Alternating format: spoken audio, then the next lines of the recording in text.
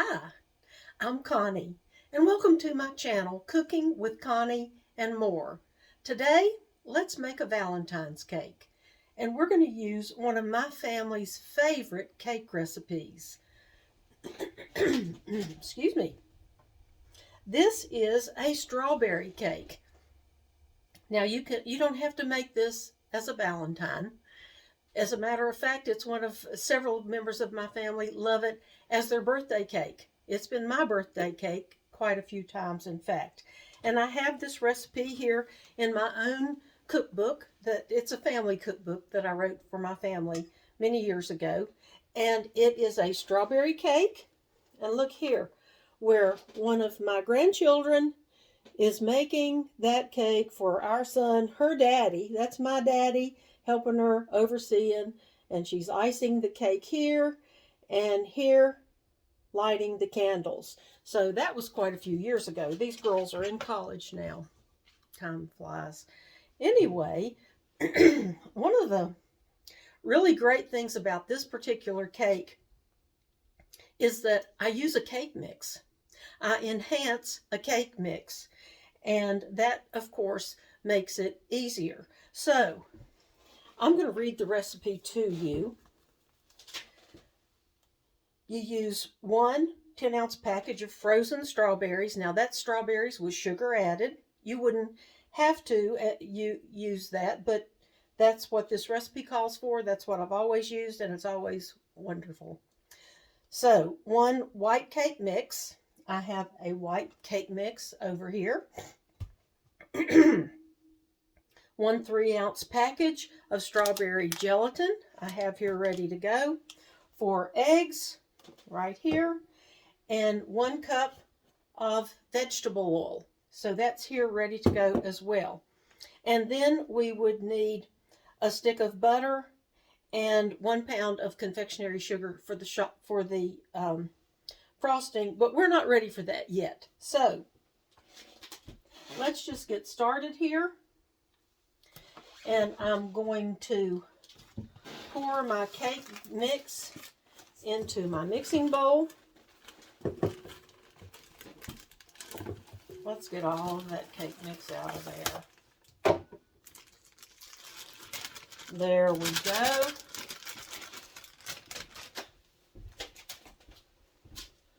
And I'm going to kind of spread that out a little bit. Cake mix.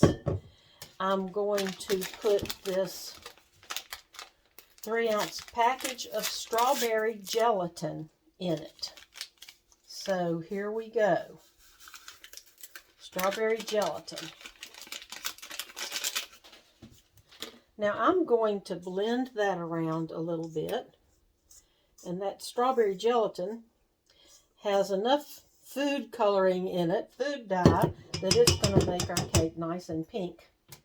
And then I'm going to put in 4 eggs, which I have already broken to save us a little bit of time.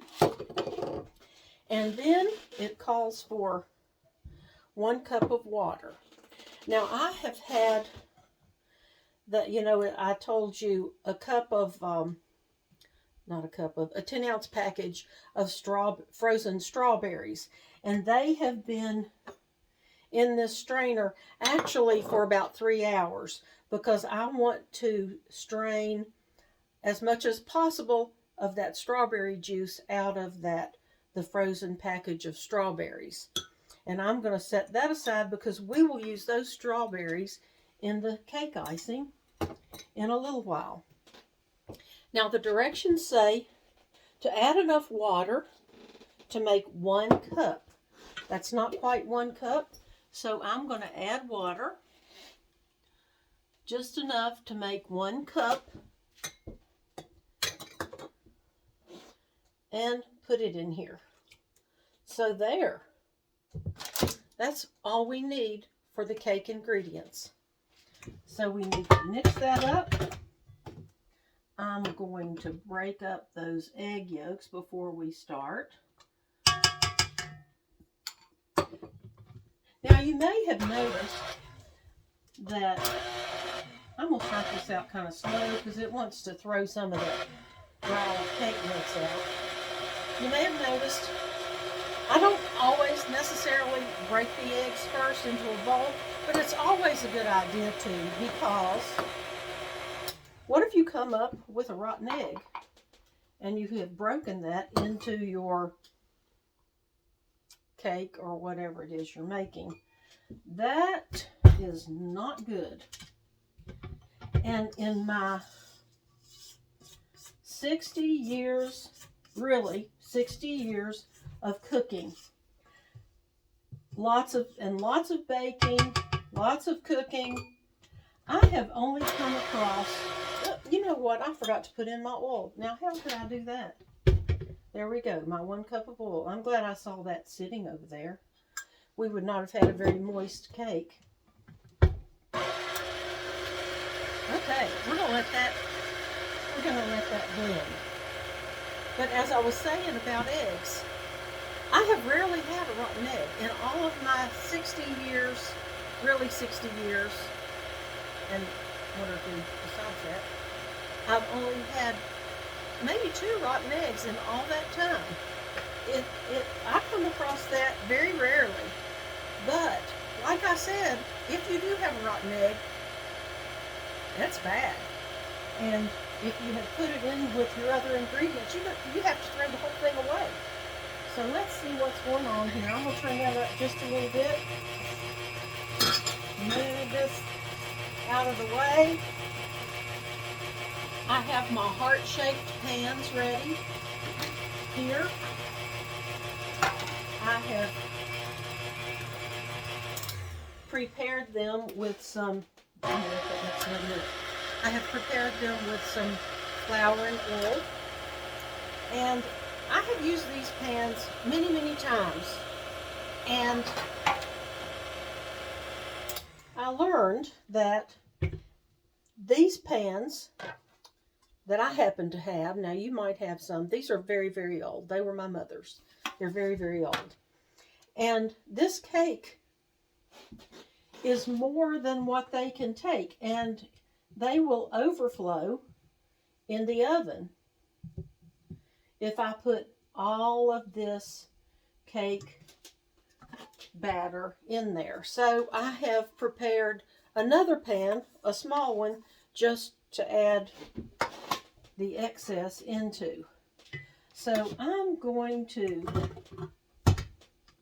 get this out of here. I know that's going to drip. I'm going to put this under there. Hopefully it's in line to catch those drips. And I'm going to pour my batter. See how that made my batter nice and pink, that Jell-O. And of course, it adds flavor. It is strawberry Jell-O. So I'm going to pour this batter into these pans. I have preheated my oven.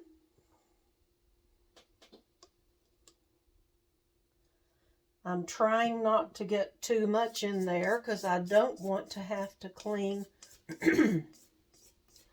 burned cake off of the bottom of my oven. So I'm going to put some of that in here. I really do want most of it to be in the larger 2 cake pans because that's my main cake. This will just be a small cake treat. Now, if you can make this into cupcakes, or if you have some small, I'm going to bounce that one time to get some of those main air bubbles out. And I'm going to put these in my heated oven, and we'll take them out in a little while and see what happens. I'm going to set my timer here in a minute.